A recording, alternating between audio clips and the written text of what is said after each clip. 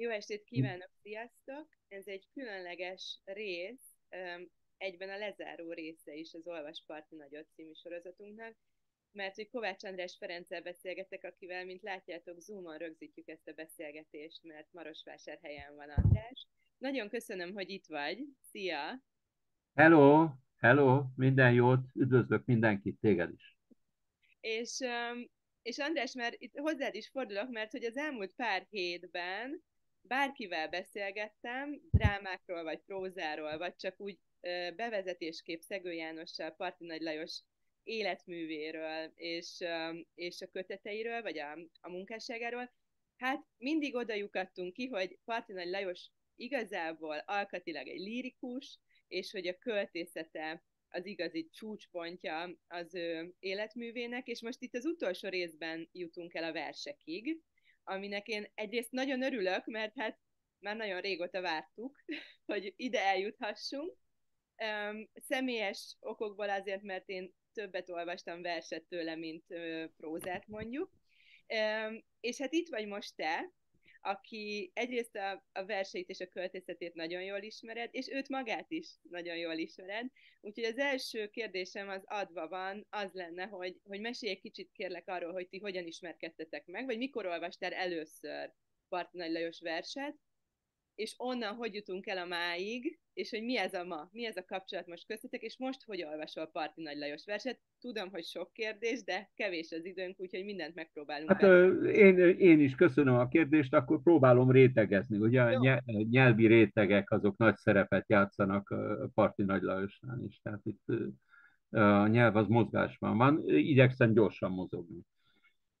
Tehát mikor ismertem meg? Először megismertem 1982-ben az Angyalstoppot. Tehát nem őt magát, hanem a kötetét Egyet Péter barátom adta a kezembe, hosszan kölcsön volt nálam, tehát először az Angyalstoppot ismertem.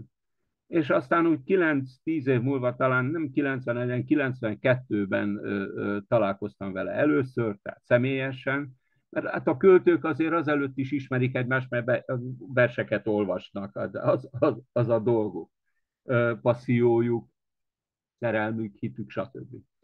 És 92-ben találkoztunk először, ha jól emlékszem, a Tatai Aktáborban. És azután mindig olyan, mintha nagyon régen ismernénk egymást, de ugyanakkor olyan is, mintha mindig először találkoznánk. Tehát ez eltartott azóta, és el is tart. Ő az a biztos pont, mondjuk, akivel nagyon sokszor szoktam találkozni. és hogyha most egy kicsit rátérünk az ő olvasására, meg az ő verseire, akkor mit mondanál, hogy ugye a nyelviségéről nagyon sokat beszéltünk itt az elmúlt pár héten, a játékosságáról, a humoráról, arról a fajta nyelvteremtéséről, ami a sajátja. A verseket illetve ezek hogy jelennek meg, ezek a motívumok? Mi az, Hát ami... ezt figyelemmel követettem ugye az első kötetétől is, azért mert az Angyal Stobban is tulajdonképpen nagyon sok felé lehetett volna elindulni. Az ember látta, hogy itt egy saját nyelvről van szó azért, mert hát mindenki valamiféleképpen egyéníti azt. A 80-as években még mindig a neo-avantgárd, vagy akkor is a neo-avantgárd lázában égtek a poéta pennák, és egy nagyon érdekes, nagyon különös, nagyon erős költészetet olvastam már az első kötetben is. Én szerintem azok a témák, azok a sűrítési módok, a nyelvvel való bánásmód móduszai, ezek már az első kötetében fellelhetőek. Általában el kell mondanom, hogy minden kötetét többször olvastam, vagy újraolvastam. Ez a másik titka a dolognak, hogy nem árt, nem árt többször végigolvasni és újraolvasni a verseket, azért, mert ugye, hogy mondjam, a nyelvéről sokat beszéltetek, hát ez a nyelv, ez egy mozgásban levő nyelv. ez a nyelv egyfolytában mozgásban van, és egyfolytában megújulásban is, akkor is, hogyha idézet elharapja az idézetet. Lehetne itt mindenről beszélni, a sokak által átkozott, vagy megkérdőjelezett intertextuális utalásokról, a dekonstrukció, bármiről lehetne beszélni, de nem ez az érdekes. Ugyanis az ember, amikor a parti nagyverseket olvassa, akkor költészetet olvas. Méghozzá olyan, mintha visszafelé is olvasná a költészetet. Mert a nyelv az maga mozgás. A nyelv romlás is, a nyelv javítás is mozgás. A nyelv maga, a költői nyelv, az egy emlékezet, valami sűrítmény, ami nagyon, nagyon fontos dolog. Tehát én az élő dolgokról beszélek. És a valóságot is másként gyurmázza át. Olyan, hogy maradandó, képzeljük el a márványgyurmát, mondjuk. Tehát valami nagyon maradandót, és közben hogy tele van játékkal. Mert hogy éppen ez a játék a költészet egyik sajátja. Az, hogy nincs komoly vagy komolytalan költészet. Tehát hogy a komoly költészet ilyesmi nincs, ezt meg lehetett volna eddig is tanulni. Vagy költészet van, vagy nem. Visszatérve arra, hogy a nyelv azért őrzi a áthallásokat, az időknek a törmelékeit valamiféleképpen. Egyszerre új, egyszerre régi, régi új és új régi, és ez egyfolytában mozgásban van. Na most már ez megtalált forma, vagy formakultúra is a parti nagyköltészetében. De nem egyszerűen itt a nyelv a fontos, hogy mit hallunk meg a nyelvben. Tehát, hogy milyen árnyalatokat, milyen sejtéseink vannak. Azért nagyszerűek ezek a parti nagyversek, mert azért mondtam, hogy többször újra kell olvasni, mert mindig másként olvassa az ember. És a vers, hogyha ugye meghökkentők a képek, erőteljesek a képek, emlékezetesek a képek, nyelvileg feledhetetlenek a képek, akkor az ilyesmi marad meg az olvasóban. És ennek van óriási kisugárzása a parti nagyleves költészetében. Tehát az, hogy az anyag, a nyelv anyaga, romlékony anyaga, klasszikus anyaga, az élő, eleven anyaga, és nincs holtan anyag a nyelvben, mert a nyelv az hangzás és hang, az élő beszéd. Tulajdonképpen a költészet az élő beszéd. Egy Mozart opera előadása, vagy valami ilyesmi. És erről nagyon hosszan lehetne beszélni, hogy ez a nagyon érdekes, hosszú verseket ismerő, illetve a sok szonett van, ugye, a parti nagy költészetében, sok dalszerűség. Látszólag részletek, látszólag szilánkok, és mégis minden kötete ezt tanúsítja. Ez egy történetté áll össze, de nem csak történetté, hanem egy megkomponált, nem mondok szövegkönyvet, azért mert a szövegkönyv az még nem szól, azért mondtam az operát ugye az előtt. Most már hogy csak például mondanám, hogy azt mondtam, hogy az Angyalstobban a fő irányok, a kicsit szerepjátszó történetek, a Troppa, a Verhümer történet, amelyik majd a csukló gyakorlatokban még egyszer visszaköszön, az indul a század csukló gyakorlatra, ugye? És az, hogy ilyen visszatérő motívumok vannak, és mindig más, mindig valami csodát tud művelni azzal az anyaggal, ami a nyelv. És azzal a tudással, ami egy variatíve is, egy hibátlan formaérzet, egy hallás. És az, hogy ebben nagyon fontos a nyelvi játékosság, ugye ezt biztos elmondták. A nyelvi sűrítmény, ami a elbeszélő prózájában is fontos. Én itt most a novellákról, tárcákról beszélek. A szósűrítmények, és az, hogy olyan, igen, humor van benne, olyan keserű humor. Ugye? Van egy groteszk, és realizmus is van. Hogyne? Az is van, csak ez egy ilyen nem, tulajdonképpen szürrealizmusnak is hívhatnám, csak ez a magyar realizmus cifra szűrje. Azért, mert meg is van szűrve, meg olyan cifra is. De azért, mert árnyalatai vannak. A vers az maga egy más valóság. A vers, mert mindig a versben van egy gondolatiság. Amikor ilyesmiket hallok, általában kacagni szoktam én magam is. Vagy hogy a vers jókedvű vagy szomorú. A vers az egy sejtelen. A vers az egy keményen kimunkált a zeneszerzéshez hasonlít az ilyesmi, azt hiszem.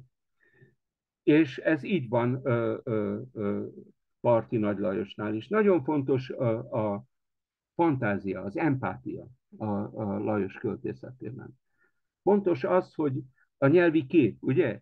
De hogyha nincs a képnek ereje, vagy nincs hozzá képzelő erő, akkor az már gyengébb. De nem Lajosnál. Tehát azért mondtam, én most tulajdonképpen a magyar költészetről magyarázok. Na most már fontos az, hogy milyenek ezek a versek. Persze kacagunk, de néha kacagunk. Olyan kacagtatók vagyunk. Néha kacagtató a világ is. De hát mind kacagunk.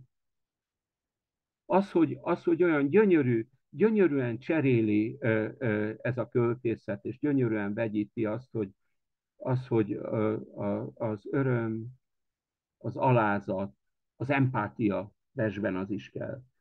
Az öröm és a szomorúság. Mind kacagunk. Érdemes elolvasni, a csukló gyakorlatoknál vagyunk, mondjuk a jajcica variációkat jut eszembe például. Ezek monológszerűek. Vagy a dilettákat, ugye? Nem variálta, de laktak ezt az 5 sor. Milyen tragikus ez a kacagás. Tulajdonképpen ez egy tragikus történet. Van egy epicitása is ennek, tehát epikusak, epikus történetek kikerekednek, ezért mondták azt sokan, és mondom én is, hogy például sokkal érdekesebb bizonyos szempontból például a szódalovaglást, ami egy csodálatos törmeléktenger. Tehát a jégtáblák és a drága kövek úgy egyszerre úsznak, de a jég nem olvad. És tehát azt, a szódalovaglást, de a teljeset elejétől végéig folyamatosan olvasni. Azután lehet benne halázgatni. Folyamatosan és hosszan lehetőleg, beosztva. Ilyen a létbüfé is. Ugye, hát ez az írt a Dumpendre. A létbüfé ilyen, és csodálatosan kapaszkodnak egymásba, nyílnak ki egymásból a kötetek. Ugye az angyalstop az megelőlegez már a csukló gyakorlatok sorozatát mindenféleképpen, és ebből a szódalovaglás nagyon természetesen galopírozik ki. Elegészen, ugye, hát volt az Esti Kréta, de hát akkor vegyük a Medbendel verseket, vagy a Graffitness első dekádját, ugye.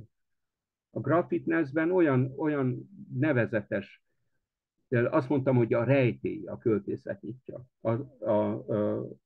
Ha a versnek rejtélye van, és egyszer megírták, az a rejtély megmarad. Azokhoz a versekhez térünk vissza. És azokat lehet többféleképpen látni. A rókatárgy alkonyakkor. Vagy egymás mellett látni az Europink, és mondjuk a gyönyörű szívlapátot. Ugye ez sokat idézik. És közben a törmelékét mindennek. Időkérdése ez. Ugye, hogy a létbükében van egy ilyen töredék, vagy egy ilyen sor, hogy bús düledékeiden, Proustnak rombára megállnék. Vagy egy helyen odaírja Dumpendre, hogy à la recherche du temps chez Proust. Tehát játék a költészet, de ez egy nagyon komoly, szigorú játék. Az, hogy ez mennyire személyes, mennyire személytelen, mostanában ezt szeretik, vagy mennyire önvallomásos, vagy mennyire, ezek lényegtelen dolgok. Lényegtelen dolgok. Igen? De itt nagyon szeretném közbeszúrni a következő kérdésemet, ha már itt tartunk, hogy személyesség vagy nem személyesség, és azt mondod, hogy ez mindegy. Mert eddig ugye beszéltünk a nyelvről, vagy beszéltél a nyelvről, a játékosságról, a nyelvnek különböző tulajdonságairól, de nagyon kíváncsi vagyok, hogy ha neked is otthonos közeged az, hogy különböző alteregókat hozol létre a költészetedben, és különböző beszélő figuráknak jegyzed le a gondolatait, és ez Partinagy Lajosnál is nagyon jellemző. És kíváncsi vagyok, hogy ez a játékosság miatt van, vagy a játék miatt, a személyesség eltartása miatt, vagy épp a személyesség miatt, ezt mivel magyarázod? Hát ezt azért nehéz megmagyarázni, mert ez mindenkinél máshogy működik, de a végeredmény mindig ugyanaz. Tehát mondják azt, hogy szerepversek. Ugye nem csak Lajosra mondják, és végső soron szerepverseket írt Füst Milán is, vagy bárki. Villon eleve szerepversekben írta a hagyatékát, ugye a Nagy Testamentumon.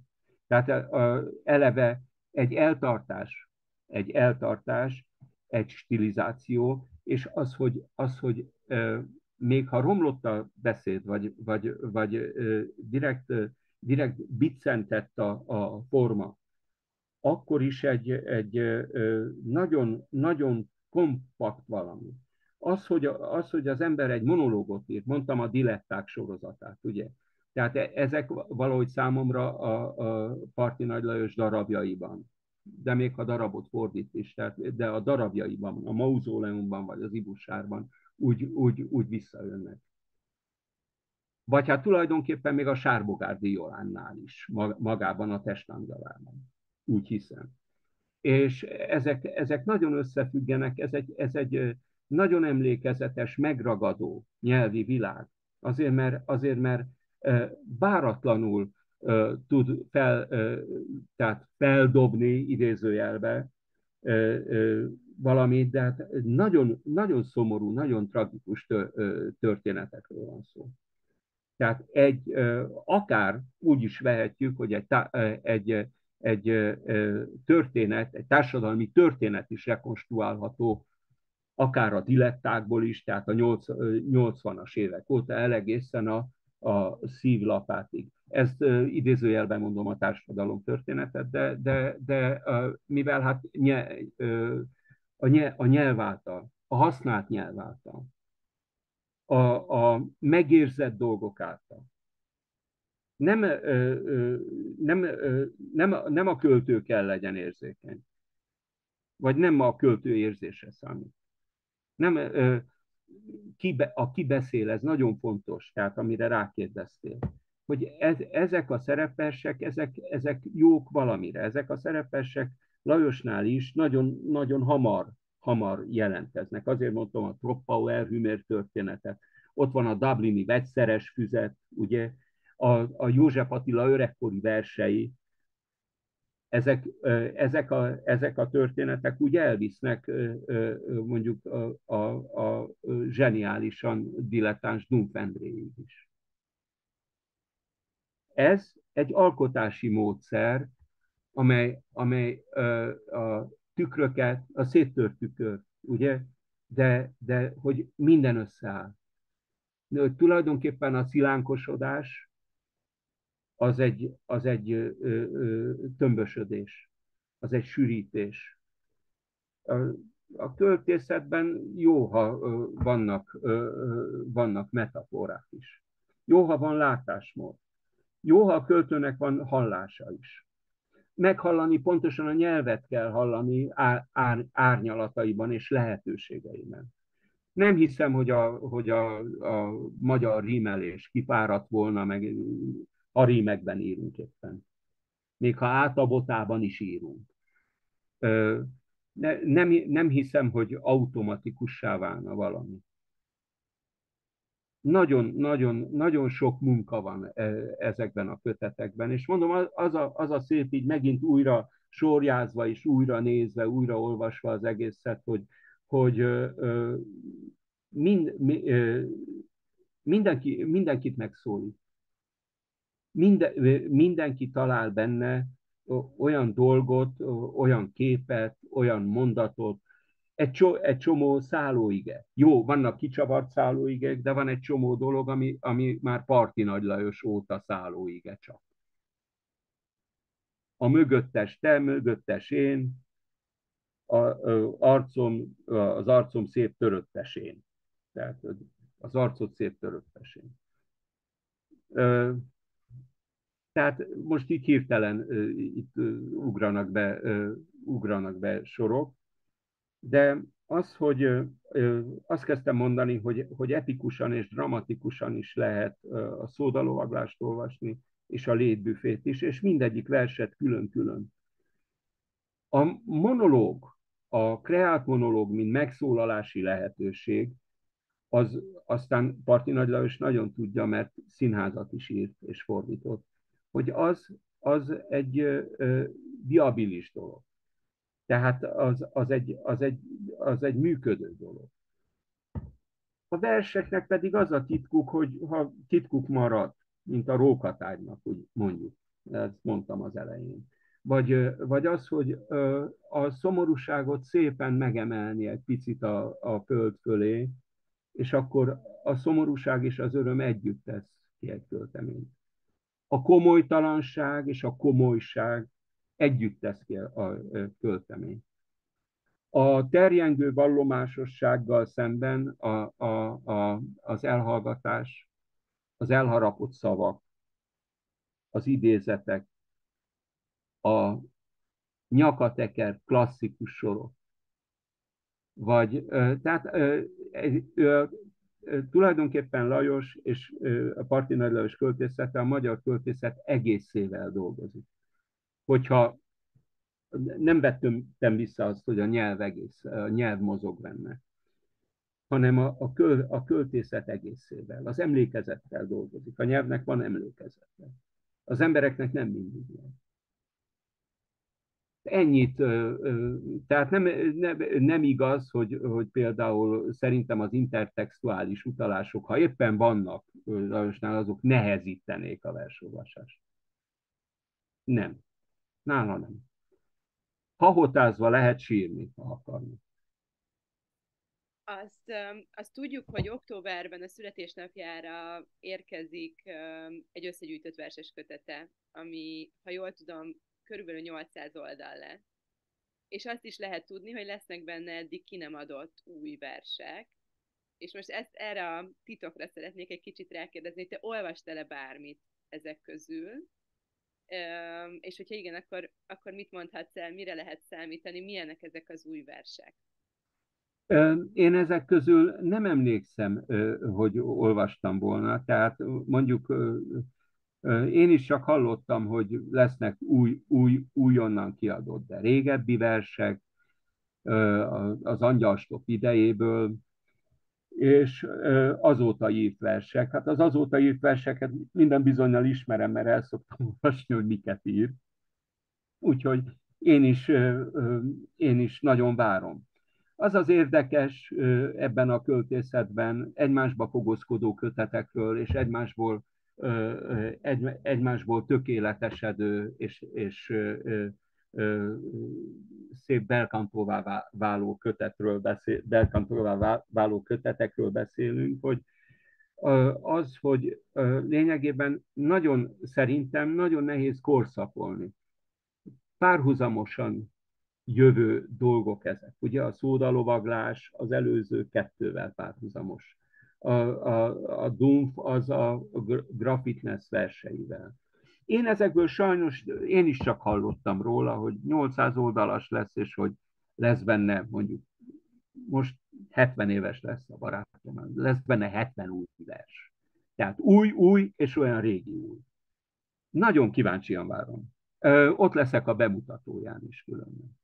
Ezt szerettem volna mondani, hogy akkor legalább ott találkozunk, és jó sokakkal találkozhatunk a Margó Irodalmi Fesztiválon ezen a bemutatón, ami egy igazi ünnep lesz, és ebben az egy hónapban is olvassunk még mindenképpen Parti Nagy Lajos verseket, vagy prózát, vagy bármit, ami csak tetszik.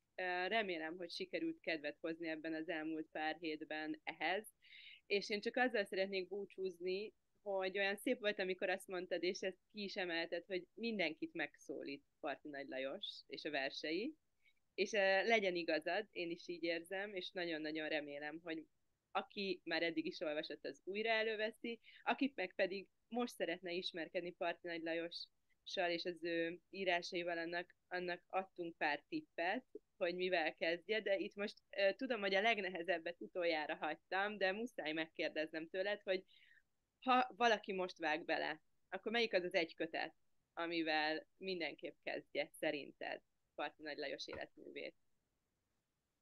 Hát nagyon nehéz a kérdés. Nehéz a kérdés.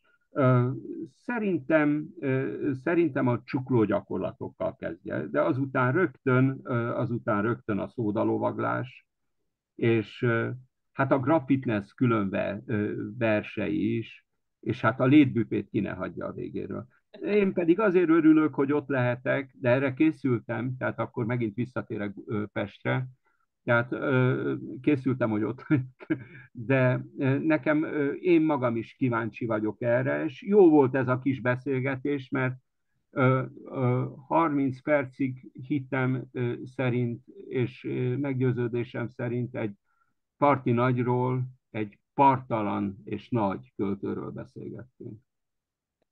Nagyon köszönöm, András, a segítségedet és a beszélgetést. Nagyon szépen. Nektek pedig nagyon köszönöm, akik itt voltatok velünk, és ezt meghallgattátok, és az előző pár hetet is meghallgattátok. Búcsúzunk most Parti Nagy Lajostól, de olvassátok őt, mert csodálatos, és a Margó Irodalmi Fesztiválon pedig találkozunk az ő könyvbemutatóján.